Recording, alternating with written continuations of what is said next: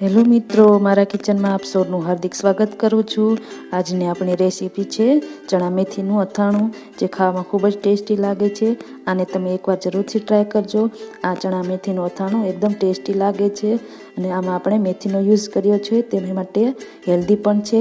તો આને તમે એકવાર જરૂરથી બનાવજો અને મને કમેન્ટ કરીને જરૂરથી જણાવજો કે તમને અમારી રેસીપી કેવી લાગી, અને તમારા ફ્રેન્ડ્સ અને ફેમિલીમાં શેર કરવાનું ભૂલતા નહીં। તો ચાલો રેસીપી જોઈ લઈએ।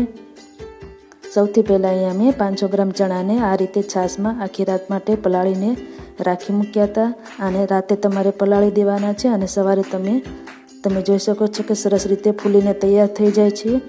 આ માટે તમારે સ્ટીલના વાસણનો ઉપયોગ કરવાનો છે, એલ્યુમિનિયમના વાસણમાં નથી પલાળવાના, જેથી કરીને તે એલ્યુમિનિયમ સાથે રિએક્ટ કરે છે। તેથી કરીને સ્ટીલના વાસણમાં જ પલાળવા।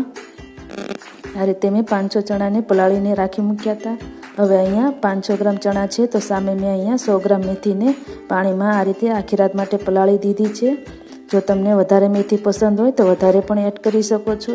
અહીંયા મેં 500 ગ્રામ ચણાની સામે 100 ગ્રામ મેથી લઈ લીધી છે।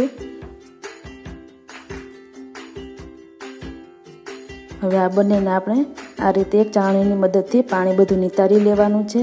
તો સૌથી પહેલાં ચણાને આ રીતે એની છાશ અલગ કરી લેવાની છે। અહીંયા મેં ખાટી છાશનો ઉપયોગ કર્યો છે, જેથી કરીને આપણા ચણા એકદમ અંદરથી ખટાશ પકડી લે છે અને આપણું અથાણું સરસ ખાટું મીઠું બને છે।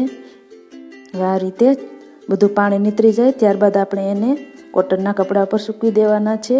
હવે આવી જ રીતે આપણે મેથીને પણ ચાળણીની મદદથી ચાળી લઈશું અને એનું પાણી અલગ કરી દઈશું। મેથીને તો 2 થી 3 પાણીથી ધોઈ લેવાની છે સરસ।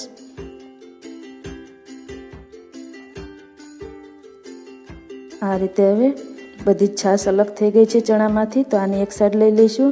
હવે આપણે મેથીને પણ ચાળી લઈશું।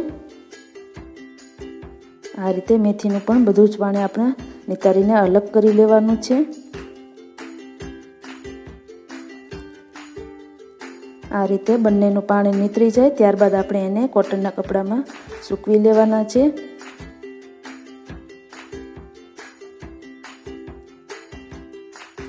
હવે આપણા ચણા અને મેથી તમે જોઈ શકો છો કે બંનેનું પાણી આપણે નિતારીને તૈયાર કરી લીધા છે। તો હવે આને મેથી અને ચણાને બંનેને આપણે કોટનના કપડા ઉપર સૂકવી દઈશું।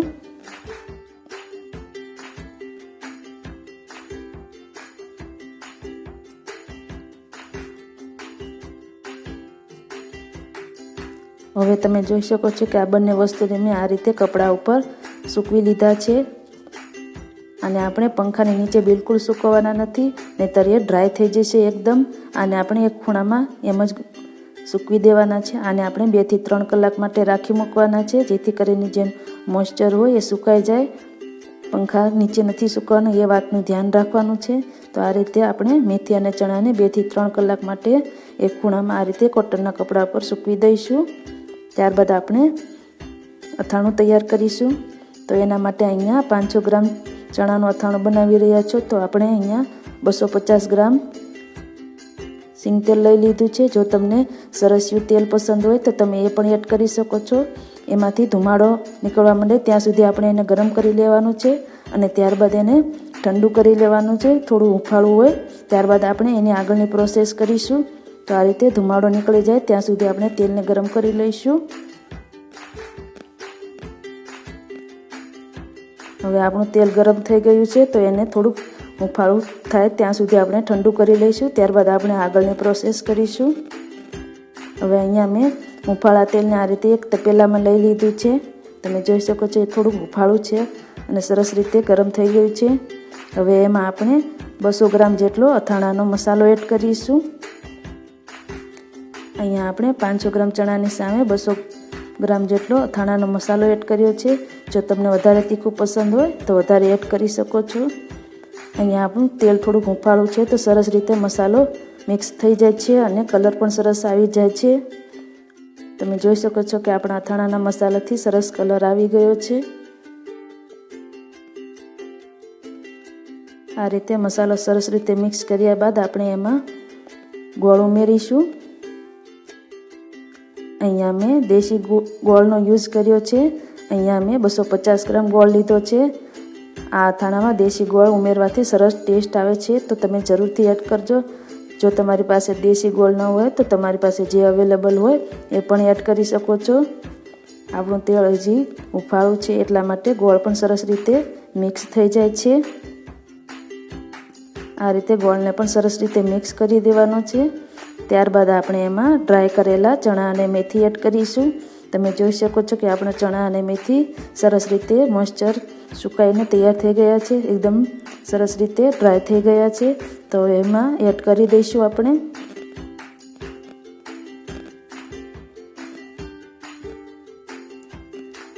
હવે આ બધું આપણે સરસ રીતે મિક્સ કરી દેવાનું છે. અત્યારે તમને થોડું અથાણું ડ્રાય લાગશે, પરંતુ જે ગોળ ઓગળવા લાગશે ત્યારબાદ તેલ ઉપર આવવા લાગશે અને ગોળનું પાણી થઈ જશે. એટલા માટે બાદમાં એ રસો થઈ જશે. એટલા માટે ચિંતા કરવાની બિલકુલ જરૂર નથી. અને જો તમને વધારે ડ્રાય લાગે તો થોડું તેલ ઉપરથી ગરમ કરીને પણ તમે ઉમેરી શકો છો. હવે અહીંયા મેં 50 ગ્રામ જેટલી સૂકી દ્રાક્ષ લીધી છે, એ એડ કરી દઈશું. અને અહીંયા મેં બે લીંબુના ટુકડાને આ રીતે ચીરીમાં કટ કરી લીધા છે, એ એડ કરી દઈશું. જો તમને ના પસંદ હોય તો તમે સ્કીપ કરી શકો છો, પરંતુ આનાથી આપણા અથાણામાં સરસ ટેસ્ટ આવે છે. તો આ બે વસ્તુ તમે જરૂરથી ઉમેરજો. હવે આ બધું સરસ રીતે મિક્સ કરી દેવાનું છે. તમે જોઈ શકો છો કે આપણું અથાણું સરસ રીતે મિક્સ થઈ ગયું છે અને કલર પણ એકદમ સુંદર લાગી રહ્યો છે. હવે આ તમે અથાણાને 12 મહિના સુધી સ્ટોર કરીને રાખી શકો છો. આ અથાણાને તમારે કાચની બરણીમાં ભરવાનું છે, તો 12 મહિના સુધી આ અથાણું બિલકુલ ખરાબ નથી થતું. અને જો તમને તેલ થોડું ઓછું લાગે તો તમે બીજું ઉપરથી ઉમેરી શકો છો. અને જો બાદમાં તમને લીંબુ પસંદ ના હોય, અથાણું વધારે ખાટું લાગતું હોય, તો તમે બાદમાં લીંબુ કાઢી શકો છો.